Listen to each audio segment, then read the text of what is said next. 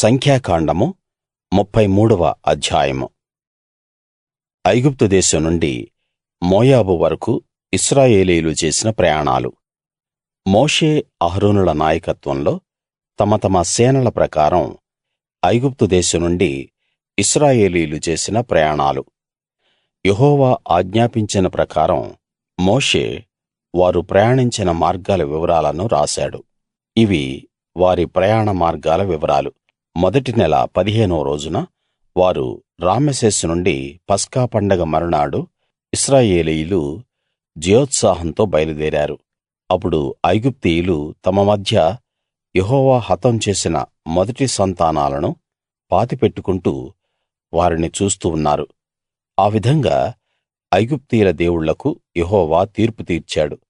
ఇశ్రాయేలీయులు రామెసేసు నుండి సుక్కోతుకు వచ్చారు. సుక్కోతు నుండి అడవి చివరలో ఉన్న ఏతాముకు వచ్చారు.